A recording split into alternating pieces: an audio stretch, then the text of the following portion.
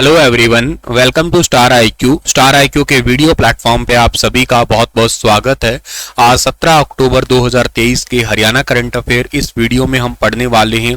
आप सभी को राधे राधे, बहुत बहुत नमस्कार प्यारे दोस्तों। और आप लोगों से कल जो सवाल किया था उस सवाल का ठीक जवाब क्या होगा। हरियाणा में राखी गढ़ी की तर्ज पर सरकार अब किस ऐतिहासिक स्थल को विकसित करने जा रही है। तो हरियाणा के अंदर राखी गढ़ी की तर्ज पर अब सरकार विकसित करने जा रही है किसे? अब अग्रोहा को विकसित करने जा रही है राखी गढ़ी की तर्ज पर, यानी कि ऑप्शन नंबर डी इस सवाल का बिल्कुल ठीक रहेगा हमारा। एचटेट हरियाणा जीके के लिए आप लोग पढ़ना चाहते हैं या हरियाणा जीके की तैयारी करना चाहते हैं एचटेट के लिए, तो आप स्टार आईक्यू एप्लीकेशन को लॉग इन कर सकते हैं।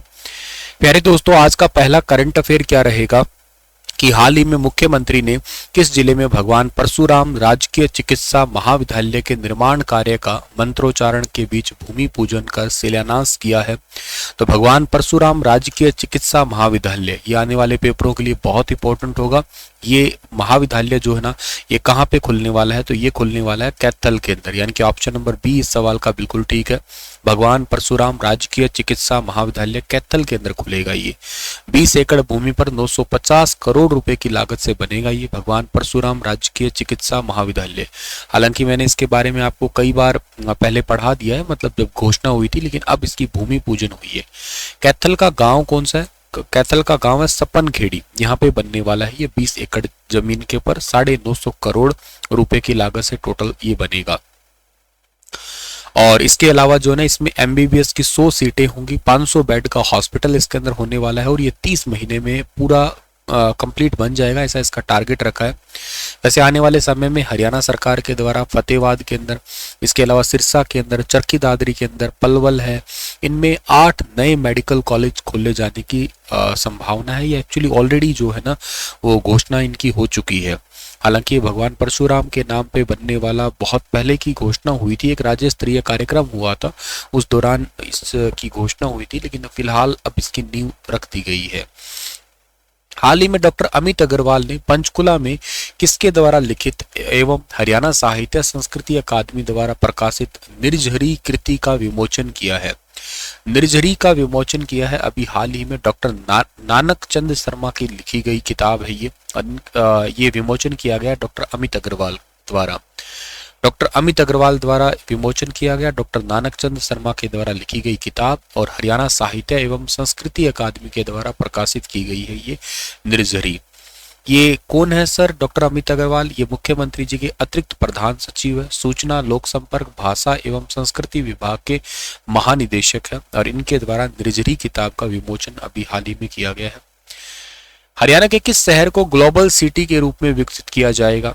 तो हरियाणा के अंदर ग्लोबल सिटी के रूप में विकसित किया जाएगा किसको? अग्रोहा को। अच्छा, अग्रोहा को एक तो राखी गढ़ी की तरफ पे विकसित किया जाएगा, एक ग्लोबल सिटी के तौर पे विकसित किया जाएगा। यहाँ पे हरियाणा के जो शहरी स्थानीय निकाय मंत्री है इनका नाम है डॉक्टर कमल गुप्ता और हालांकि ये हिसार से ही विधायक भी हैं और महाराजा अग्रसेन की राजधानी अग्रोहा को अग्रसेन ग्लोबल सिटी के रूप में इसको विकसित किया जाएगा। इसको सिंगापुर और मॉरिशस की तरह एक अलग पहचान दी जाएगी और अग्रोहा के 20 किलोमीटर का जो परिधि का या पूरा टोटल जो दायरा है ना, उसको शहर के रूप में विकसित किया जाएगा।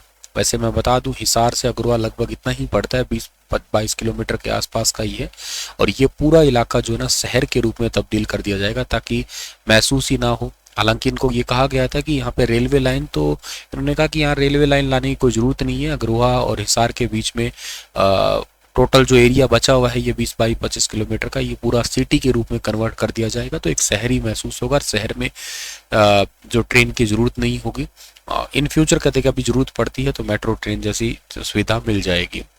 यहाँ पे एक आद्य लक्ष्मी जी का मंदिर है, ये ऑलरेडी बन रहा है। यहाँ पे लक्ष्मी जी का, महालक्ष्मी जी का मंदिर है। वैसे यहाँ पे अगर आप गए हैं तो 108 फीट ऊंचा एक मंदिर है यहाँ पे। और इसके अलावा जो है ना, ये अयोध्या राम जन्मभूमि मंदिर का डिजाइन बनाने वाले सोम भाई आर्किटेक्ट ने ही इस मंदिर का डिजाइन तैयार किया है। इस मंदिर के निर्माण में तकरीबन 100 करोड़ रुपए की लागत आने वाली है। इसके अलावा राखी गढ़ी, बन्नावाली, ब्रिडाना, कुणाल, हिसार, इसके साथ लगते अग्रोहा के क्षेत्र है ना, ये पर्यटन के लिहाज से दुनिया में सबसे बड़े सर्किट में से एक ये हो जाएगा। तो इसी के लिए ऐसा किया जा रहा है ये। बाकी राखी गढ़ी की तरफ पे यहाँ पे बड़ा म्यूजियम तो खैर बनने वाला ही है, और इसके लिए आईआईटी कानपुर के जो विशेषज्ञ है ना, उनकी टीम के द्वारा सहयोग किया, मतलब लिया जाएगा यहाँ पे। अच्छा, वैसे मैं बता देता हूँ यहाँ पे अब चौथी बार खुदाई भी होगी। पहली बार खुदाई हुई थी 1888 से 89 के अंदर, ब्रिटिश काल के टीलों की खुदाई हुई थी।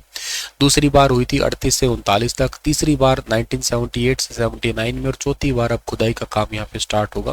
पहली बार ब्रिटिश काल के अंदर ही हुई थी यहाँ पे, ठीक है। चलिए आगे बढ़ते हैं। अगला सवाल हमारा जो है वो क्या रहेगा, एविएशन। अच्छा, यहाँ पे अग्रवा के नाम से, महाराजा अग्रसेन सिंह के नाम से हिसार एयरपोर्ट का नाम भी है, वो तो आपको खैर पता ही है वैसे तो, ठीक है। नेक्स्ट आपका सवाल है कि हरियाणा के किस जिले के अमित सरोहा 19वीं एशियन पैरा गेम्स में उद्घाटन समारोह में भारत के ध्वज वाहक होंगे। सुपर इंपॉर्टेंट क्वेश्चन है, एग्जाम के लिए ये पूछा जाएगा, देख लेना आपके आने वाले पेपरों में। 19वीं एशियन पैरा गेम्स के अंदर जो है ना, ये सोनीपत के हैं अमित सरोहा जी, ये ध्वज वाहक होने वाले हैं। हरियाणा के सोनीपत के गांव बयापुरिया के अमित सरोहा एशियन गेम्स में 2 गोल्ड और 2 रजत पदक ऑलरेडी जीत चुके हैं। ये एशियन गेम्स में वैसे पूरे भारत के 309 खिलाड़ी जाने वाले हैं, 17 खेलों के अंदर भाग लेंगे। पैरा गेम्स के अंदर ध्यान रखना ये, ठीक है। अच्छा, महिलाओं में कौन होगी? महिलाओं में बैडमिंटन खिलाड़ी है पारुल डी परमार, ठीक है। और ये अंतर्राष्ट्रीय पैरा एथलीट अमित सरोहा है। ये 22 अक्टूबर को चाइना के हांगझाऊ के अंदर स्टार्ट हो रहे हैं 19वीं एशियन पैरा गेम्स, और उस उद्घाटन समारोह में ध्वजवाहक यानी कि फ्लैग बीरर होने वाले हैं। आप लोगों को बहुत अच्छे से पता है कि अभी रिसेंटली जो है ना हमारे गेम हुए थे, और उन गेमों के अंदर जो है ना पूरे, अगर आप बात करते हो भारत की बात करते हो तो भारत ने भी बहुत अच्छा प्रदर्शन किया है। भारत इस बार चौथे स्थान पे रहा है उन गेम्स के अंदर, और भारत चौथे स्थान पे रहा है, 107 मेडल के साथ में रहा है भारत चौथे स्थान पे। तो इस बार पैरा गेम्स है, पैरा गेम्स में भी उम्मीद है कि हम लोग बहुत अच्छा प्रदर्शन करें, या बहुत अच्छा खासा जो है ना कुछ रहे हमारा प्रदर्शन। अच्छा, वैसे अगर मैं आपको उन एशियन गेम्स के बारे में अगर बताने की कोशिश करूं तो वो एशियन गेम्स हुए कब से कब तक थे, यहाँ पे बता देता हूँ मैं आपको, ठीक है ना। वो एशियन गेम्स कब से कब तक हुए थे, तो वो हुए थे 23 सितंबर को स्टार्ट हुए थे। 23 सितंबर से 8 अक्टूबर के बीच में वो गेम्स हुए थे। 2024 तो खैर रहेगा ही रहेगा, यही हुए थे, हांगझाऊ के अंदर ही हुए थे, ठीक है। और उनका मोटो क्या था? उनका मोटो था हार्ट टू हर्ट, ठीक है। उनका मोटो था heart to hurt and future, ये मोटो था। और उनका मास्कोट क्या था? उनका मास्कोट था ट्रायो, ठीक है ना, ट्रायो ऑफ रोबोट्स करके ऐसे कुछ मास्कोट था। सर उनमें फ्लैग बीरर कौन थे? तो उनमें फ्लैग बीरर जो थे ना वो थी हरमनप्रीत, ठीक है ना, हरमनप्रीत सिंह, और के साथ में लवलीना बोरगोहेन, ये थे ओपनिंग में तो, और क्लोजिंग में थे PR श्रीजेश, ठीक है ना। और ये अगर बात करें अगर हम लोग तो इसमें टॉप कौन आया था? तो टॉप इसमें चाइना ही आया था, बहुत ज्यादा मेडल लिए। गोल्ड मेडल 201 है, आप सोच के होश उड़ जाए, 201 तो गोल्ड थे उसके, सिल्वर 111 है, ब्रॉन्ज 71 है, ऐसे करके टोटल 383 आए थे। और सेकंड पे इसमें जापान आया था, ठीक है ना, सेकंड भी बताता हूँ, सेकंड पे जापान था, इसमें 52 गोल्ड थे जापान के, 67 ब्रॉन्ज थे, 67 सिल्वर थे, 69 ब्रॉन्ज थे, और टोटल कितने हो गए? ये 188 थे ये।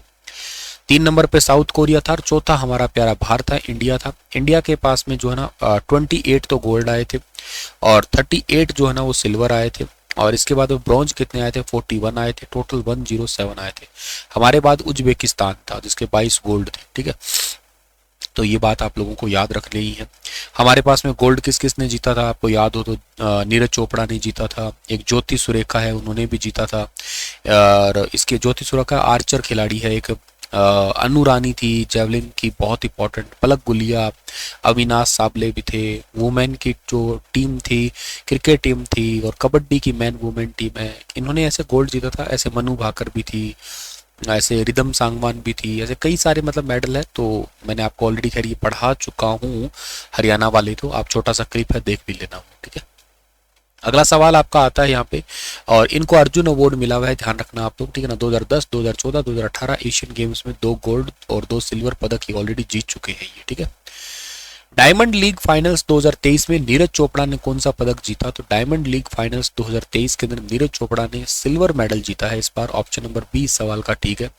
83.80 मीटर के साथ में जो है ना इन्होंने सिल्वर जीता, और चेक गणराज्य के याकूब वार्ड लेच ने 84.24 मीटर के साथ में गोल्ड मेडल जीता है। अमेरिका के यूजीन के अंदर चल रही थी ये डायमंड लीग, वहाँ पे फाइनल सीरीज में 83.80 के साथ में इन्होंने सिल्वर मेडल जीता है और याकूब ने जीता 84.01 के साथ में गोल्ड मेडल जीता है। ठीक है, दोहा और लुजाने चरण के अंदर नीरज चोपड़ा इससे पहले डायमंड लीग के में मेडल जीत चुके हैं। पहला स्थान, ज्यूरिख में दूसरा स्थान लिया था इन्होंने। खैर, इसी के साथ ये सेशन आपके लिए समाप्त होता है और मिलता हूँ आपको मैं कल के दिन में, कल के लिए और अच्छे से आपके करंट अफेयर या कुछ इंपॉर्टेंट आपके सेशन चल रहे हैं उनको तो देखना बिल्कुल मत भूलना। दिन में 11:30 बजे साइंस की क्लास है, उसको भी देखना बिल्कुल मत भूलना। शुक्रिया, राधे राधे।